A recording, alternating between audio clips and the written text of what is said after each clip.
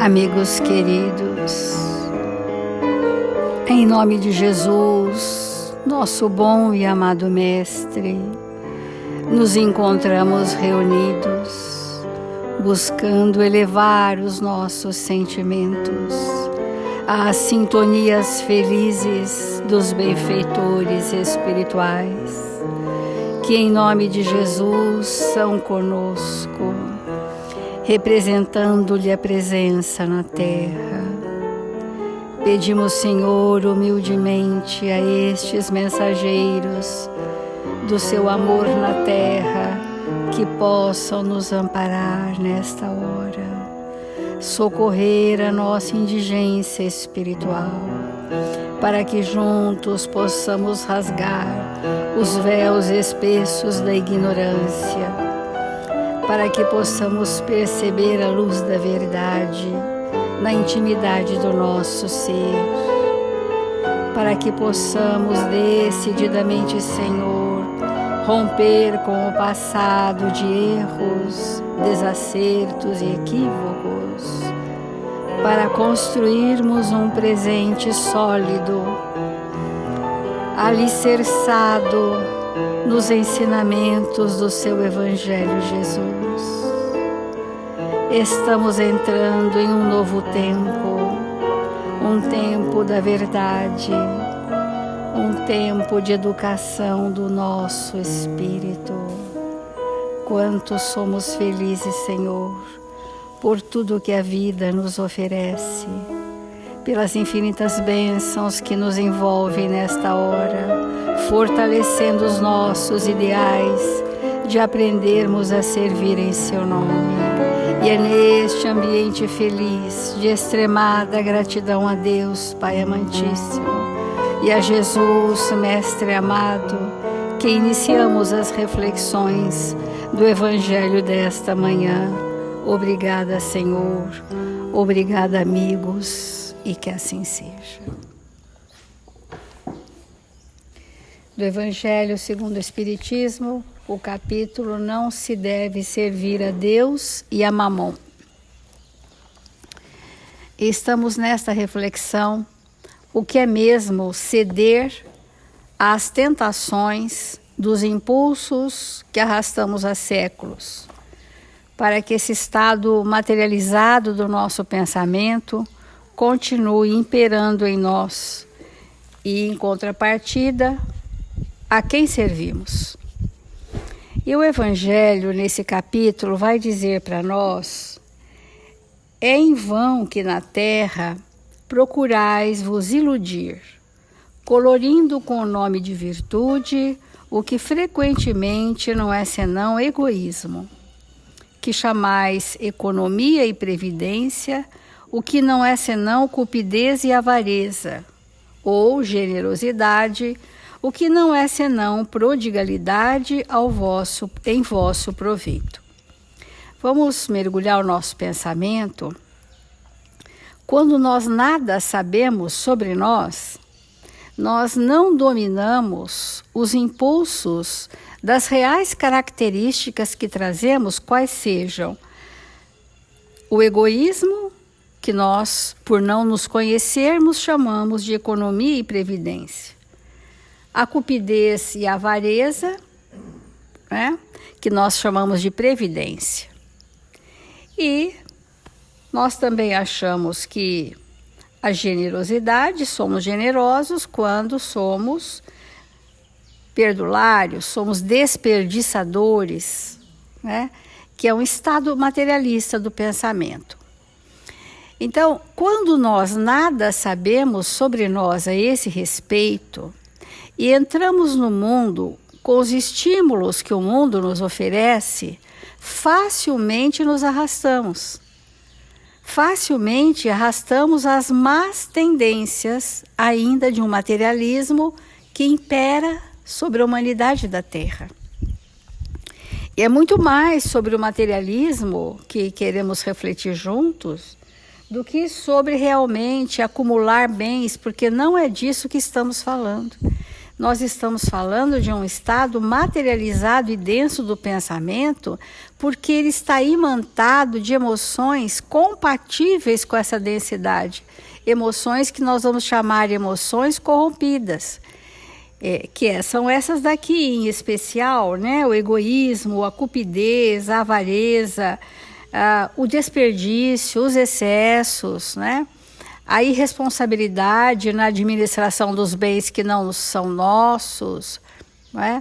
Esse estado de possessividade sobre alguém, sobre alguma coisa, esse estado de domínio para conduzir o outro à mercê da nossa própria intenção, estas são as emoções que nos mantêm opacos e densos a nível perispirítico, e que aqui no Evangelho está mostrando para nós que é um estado materializado ou materialista do nosso pensamento, e que a gente não tenha enganos. Principalmente nós temos falado um tanto bom sobre os excessos, e esses excessos, que é um estado de retenção, né? Eu retenho coisas, congestiono o meu perispírito com aquilo que eu retenho e fico cuidando, me preocupando, me enredando com aquilo. É aquilo que eu sou, eu vou me compor daquilo que eu penso. De onde está o meu pensamento? Então, eu trouxe do Emmanuel, no livro Caminho, Verdade e Vida, uma lição assim importante, que se chama A Quem Segues? Porque nós frequentamos cultos religiosos, cristãos, sejam espíritas ou não, e achamos que isto é a espiritualização da nossa existência. Mas o que verdadeiramente predomina em nós é o que vai ser realmente quem somos, o que predomina em nós, né? Então, diz assim uma citação de Paulo aos Efésios: mas vós não aprendestes assim a Cristo. Ou seja, Jesus não nos ensinou isto. Então, o que será que Jesus nos ensinou no ato de servir? A quem serves? Porque nós já refletimos bastante juntos que o ato de servir é uma doação dos nossos sentimentos mais purificados. Quando um ato no bem é acompanhado de um sentimento, já estou servindo. E ontem fora falado que nós deveríamos aprender a servir a todos que nos cercam. Porque ao fazer essa ação de servir, que não é uma prestação de favores ou iniciativas boas, porque os atos no bem nós já fazemos. Mas o servir, que é uma entrega do sentimento, você, por exemplo, deixar de fazer uma coisa que você quer tanto para não desagradar alguém dos seus, verdadeiramente, e se sentir satisfeito. Porque um dos apegos que nós temos é o nosso ponto de vista. O nosso ponto de vista é um apego exagerado. Então, para eu servir, eu preciso aceitar o que você quer que eu faça ou sente que é o melhor para mim, mesmo que eu não pense assim. Ah, mas isso pode me prejudicar? Aparentemente, temporariamente, porque estaremos construindo um estado de humildade, de entrega.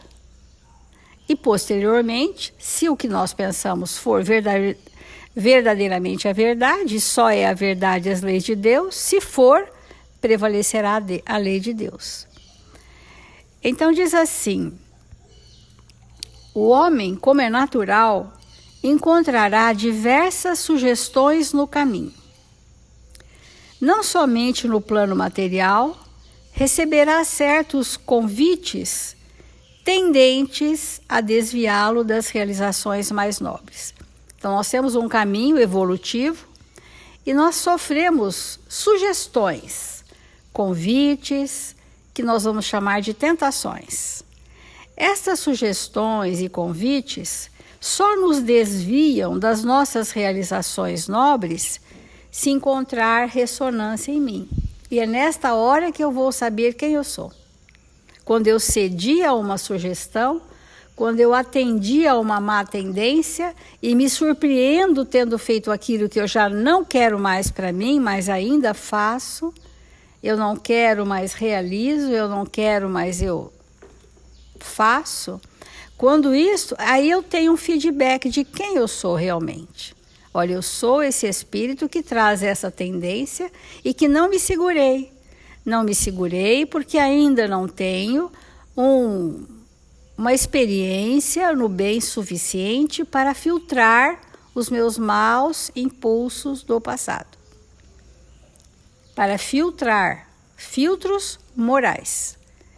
E, portanto, nós vamos cedendo. E diz ainda Emmanuel que esses desvios, esses alvitres, esses convites, não é só por situações externas, mas muito particularmente por desencarnados que nos espreitam dia após dia, que conhecem a nossa vulnerabilidade e que insinuam em nosso pensamento aquilo que fomos.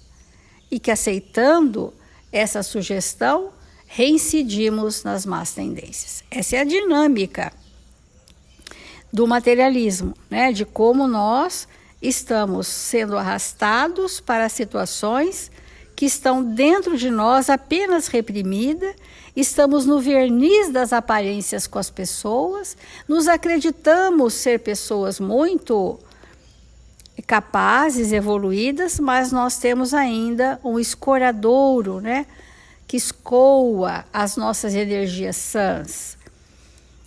Então, na consideração desse problema, os discípulos sinceros compreendem, nesse momento que você se surpreende fazendo o que já não quer mais, ou sentindo ou pensando o que não é mais o bem, nesse momento, nessa consideração desse temática, desse problema, os discípulos sinceros de Jesus compreendem a necessidade de sua centralização em Jesus. Amigos queridos, nos falta isto, o foco em Jesus. Nos falta esse foco, essa convergir o nosso ser espiritual, porque nós estamos falando, olha, onde está nosso pensamento, aquilo nos compõe. E se essa centralização for em Jesus, nós teremos uma força importante que alimenta a nossa vontade para reverter essa situação. E quando nós esquecemos disso, nós estamos distante disso, embora falemos a palavra Jesus, mas não estamos com Jesus, porque há uma diferença entre eu dizer a palavra Jesus e estar com Jesus no que se refere à comunhão de sentimentos. Quando esse imperativo é esquecido, as maiores perturbações podem ocorrer. Então, isso é óbvio, né? As grandes perturbações que nós temos visto na humanidade é um distanciamento de Jesus, que para nós representa a lei de Deus viva. Esse distanciamento desses ensinamentos, dessa sabedoria de misericórdia e de amor, nos faz espíritos áridos, secos, sem seiva, sem vida. O aprendiz menos centralizado nos ensinos de Jesus acredita que pode servir a dois senhores, esse é o ponto. Ele acredita que pode servir a dois senhores e por vezes chega a admitir que é possível atender a todos os desvairamentos dos sentidos. E acha que pode ser bonzinho na casa espírita, que pode ter boas palavras, mas aqui está dizendo claro, acha que é possível atender, vou repetir, os desvairamentos dos sentidos, a superexcitação dos nossos órgãos dos sentidos que encontram respaldo na filosofia vã da modernidade. E que isso tem conduzido os espíritos incautos à bancarrota moral. Nós estamos respaldados ficticiamente por filosofias vãs que têm arrastado as mentes imaturas a esses excessos da sensualidade, que são os órgãos dos sentidos, e achando que isso é liberdade e prazer e que é possível viver assim e também viver com Jesus, sem prejudicar, diz Emmanuel, a paz da alma. Justifica-se para isso em doutrinas novas, filhas das novidades científicas do século. Vale-se de certos filósofos improvisados, que conferem demasiado valor aos instintos, mas, chegado a esse ponto, prepara-se para os grandes fracassos. Esse é o acontecimento. Os grandes fracassos, porque a necessidade de edificação espiritual permanece viva e cada vez mais imperiosa. Poderá recorrer aos conceitos de pretensos sábios do mundo. Entretanto, Jesus não ensinou assim. Que é a primeira frase de Paulo, quando disse: mas vós não aprendestes assim com o Cristo. Então, o modelo de Jesus, ele precisa ser mais atual e contemporâneo do que a modernidade dos filósofos sem bases morais. Vamos refletir sobre isso.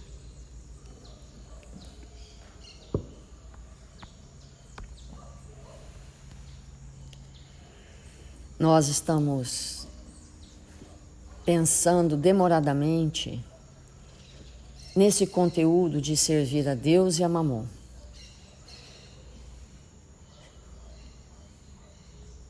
Servir a Deus significa para nós os prazeres do Espírito. E servir a Mamon, os prazeres do homem e da matéria. Então, quando a gente diz assim, a renúncia dói. Se dói, não é renúncia. Porque a renúncia é um prazer do espírito. Vamos ver, vamos checar na nossa intimidade se isso é verdade. Para os pais e mães aqui presentes, quando tiveram que renunciar a alguma coisa por um filho, doeu? Sangrou? Não. Mas para o espírito, naquele ato de servir, foi um imenso prazer. O prazer da alma. Nunca, jamais, em tempo algum, sobre nenhuma circunstância, renúncia dói. Renúncia é o prazer quase máximo da alma.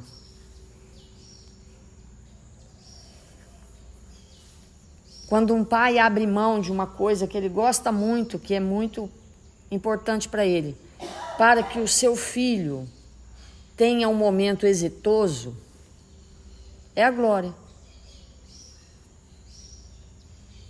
É o prazer do Espírito.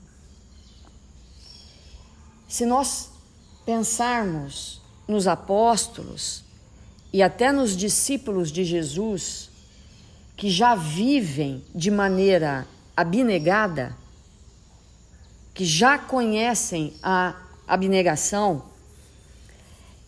que já conhecem o devotamento, o espírito devotado, se nós chegarmos para ele, quando ele está devotado a uma causa, e perguntar para ele o que ele sente, ele vai dizer: o prazer da alma. Então, o servir a Deus é quando nós começamos a experimentar o prazer que não passa.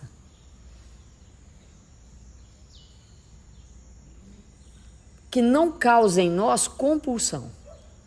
Porque um pai, quando abre mão de alguma coisa, renuncia pelo seu filho, e ele sente a glória daquele momento, ele não sai por aí à cata disso. Ele se satisfaz com aquilo e pronto. Ele não fica aguardando o próximo momento, uma compulsão de fazer aquilo. Não, porque aquilo nos equilibra profundamente. É um estado de alma, diferente de quando nós servimos Mamon. Então vamos voltar lá para trás para a gente começar a entender a nós mesmos, né? Lá na época de Moisés, que parece que não tem nada a ver conosco, né? Mas tem tudo a ver porque faz parte da nossa história. O povo judeu, ele não conhecia leis divinas. Porque leis divinas era algo que para a gente entender sobre leis, demora muito tempo na nossa escala evolutiva.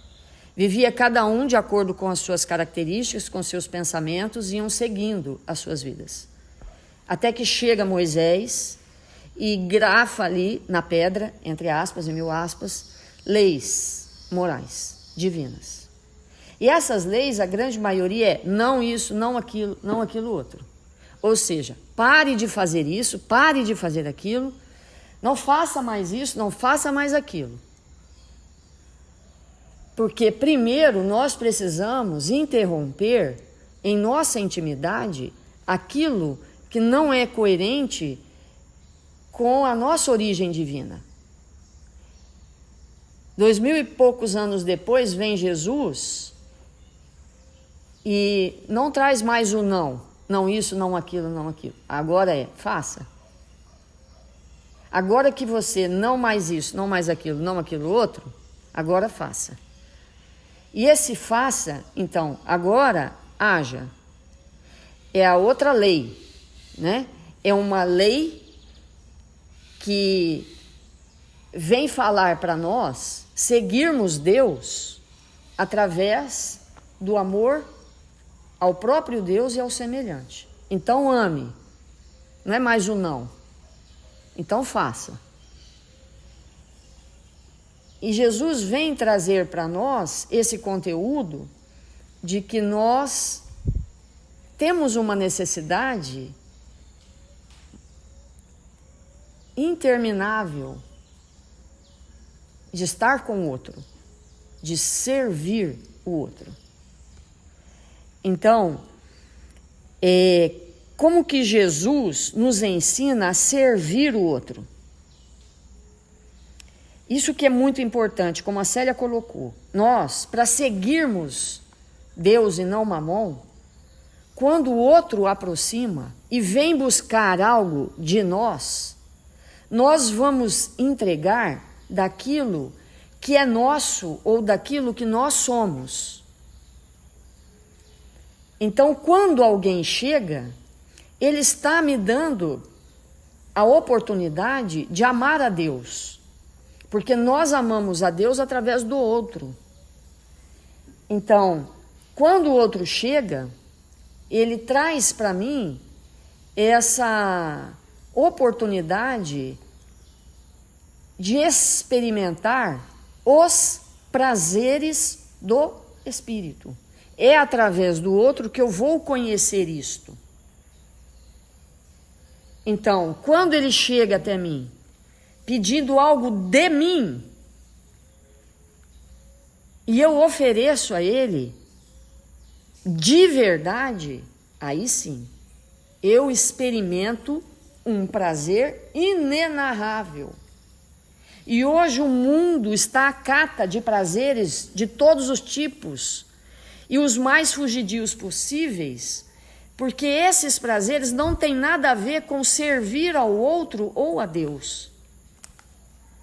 Então, na hora que o outro chega, e toda hora, o tempo todo, todo o tempo, alguém chega até nós, e nós oferecemos de nós, e do que temos e do que somos, nós nos preenchemos de uma alegria inenarrável. O nosso dia se ilumina e nós nos sentimos abastecidos por aquela oportunidade. Então, o mundo está nesse vazio, nesse vácuo, nessa busca desenfreada por tudo aquilo que é imediato, porque ainda não compreendeu exatamente isto.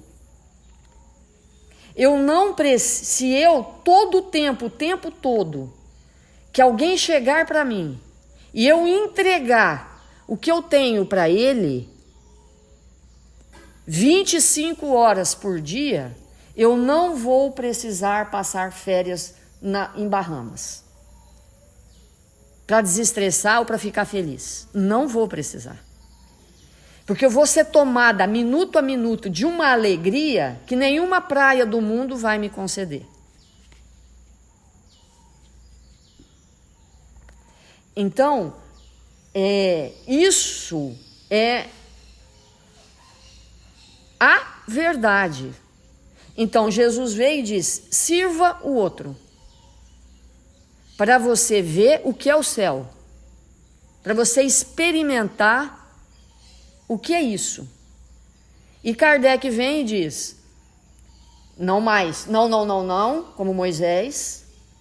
Foi um passo além, porque Kardec, obviamente, trouxe mais uma extensão do que Jesus disse, através dele mesmo, na codificação, que, olha, a lei não está na pedra,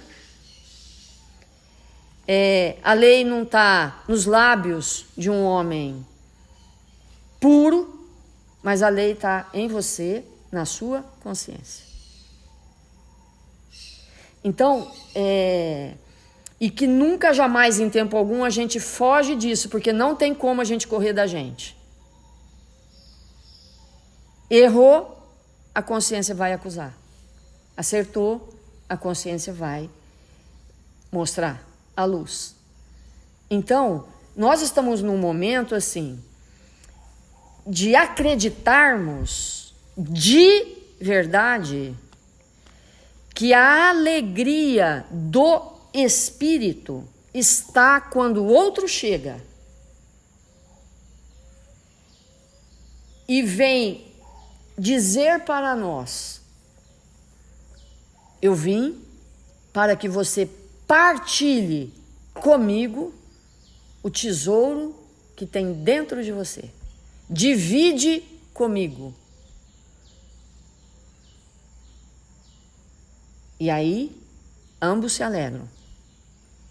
A alegria da alma. Quantas vezes nós estávamos numa situação assim? No fundo do poço.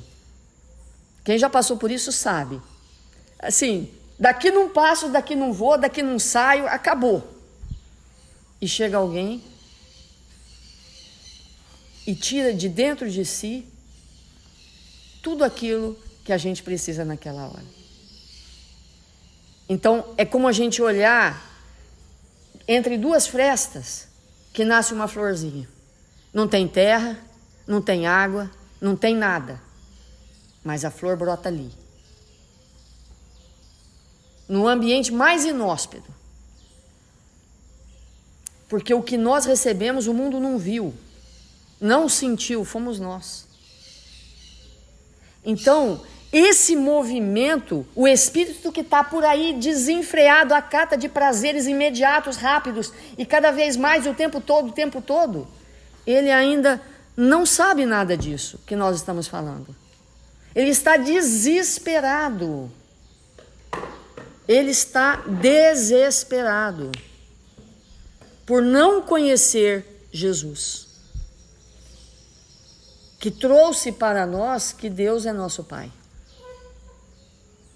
Então, se eu quero me manter num estado de equilíbrio,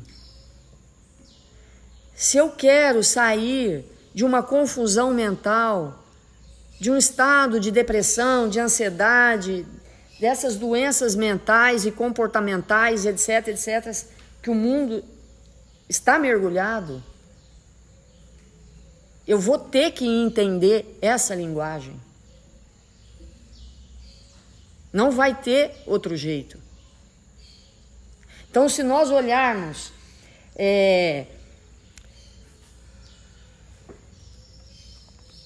para pessoas que, independente de dinheiro, que a gente já tem dito isso milhares de vezes, não é porque tem pouco ou muito, nada disso, mas se nós olharmos para alguém, podemos pegar Madre Teresa de Calcutá,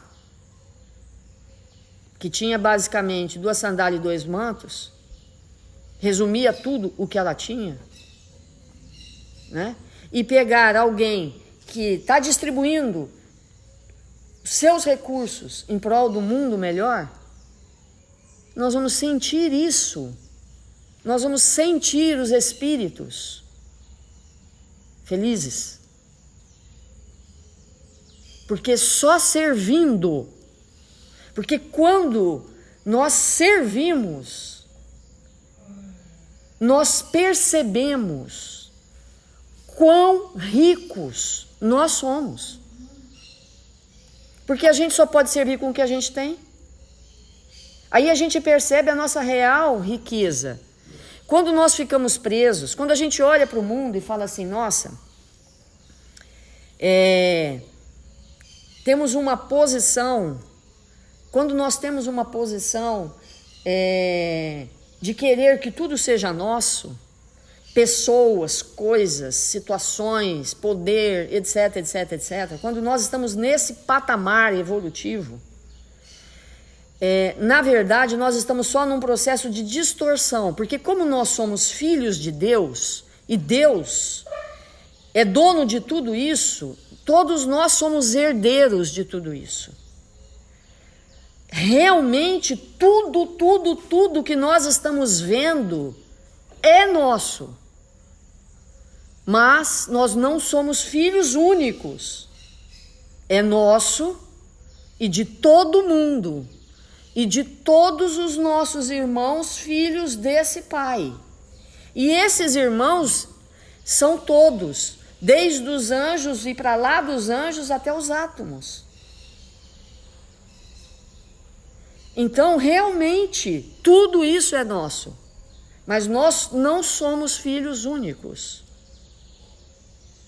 Tudo isso é nosso e de todos os nossos irmãos. Então, esse movimento da alma, ele é muito importante para nós compreendermos. Entrou em depressão, está com ansiedade, parou de dar, ou nunca deu o que você já tem de riqueza no seu íntimo. Entrega para o outro quando ele vier buscar a cada segundo. Ele chegou, o que você quer mesmo? Espera aí que eu vou te dar. Eu vou te dar de mim. Eu vou te dar do meu bom ânimo, eu vou te dar da minha esperança, eu vou te dar da minha inteligência, eu vou te dar das minhas ideias, eu vou te dar da beleza que eu já consigo perceber, eu vou te oferecer os meus tesouros. E se cada um que chegar eu der um, eu vou ver quão rico em espírito eu sou. E se eu me sinto riquíssima, que alegria. Porque nada me faltará, nem a mim, nem àqueles que chegarem. Então, esse movimento da alma precisa ser compreendido. Levanta da cama, levanta do sofá, levanta do seu comodismo, levanta dos seus vícios, levanta daquilo que não te serve mais e se entrega à humanidade, através do próximo, que vier te buscar. Vamos fazer a nossa prece.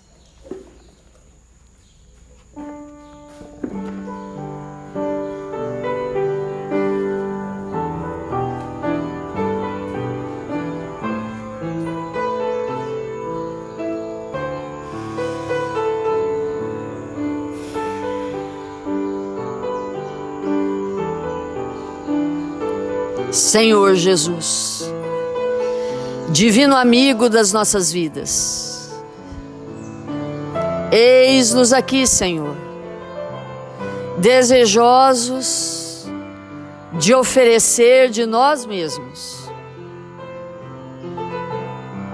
Mil vezes obrigado, Senhor, pela sua presença em nossas vidas. Obrigado, Senhor, que passou pela terra com seu manto simples, deixando seus rastros luminosos no nosso planeta abençoado, distribuindo com todos nós seus tesouros imaculados, seu olhar doce e misericordioso que ainda paira na terra e que encontra com os nossos olhares. Que sejamos nós, Senhor, aqueles espíritos a abrirmos nesta existência nossos corações para amparar aqueles que estão conosco. Que nós possamos oferecer para todos aqueles que chegarem aqueles recursos, Senhor, que fomos acumulando neste planeta abençoado. Quantas vezes sentamos nos bancos escolares e aprendemos lições extraordinárias para iluminar o nosso cérebro.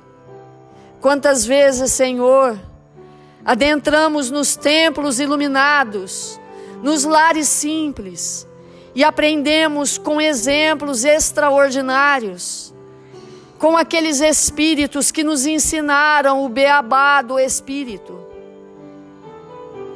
que foram nossos professores de luz, na simplicidade. Agora, Senhor, chegou a nossa hora, o nosso tempo. Eis-nos aqui, Mestre, para servir em Seu nome. Que nós possamos abrir os nossos olhos e oferecer do que temos em nós de melhor. E com isso nos tornarmos espíritos alegres, felizes. Que o Senhor nos abençoe, que o Senhor nos fortaleça e nos ampare todos os dias da nossa vida. Desce seu olhar, Senhor, sobre os nossos irmãos registrados nos nossos corações, que sofrem, que se encontram enfermos da alma, e socorre-os. Desce seu manto, Senhor, de luz sobre o nosso querido Brasil, sobre essa pátria amada. Eis-nos aqui, Senhor. Nós seremos como aqueles 500 da Galileia. Aonde nós estivermos não haverá atraso. Aonde nós nos encontrarmos, não haverá injustiça. Nós não fecharemos os olhos à dor dos nossos semelhantes.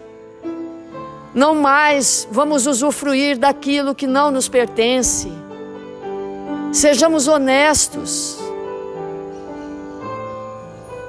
Que Jesus nos abençoe e nos fortaleça, hoje e sempre.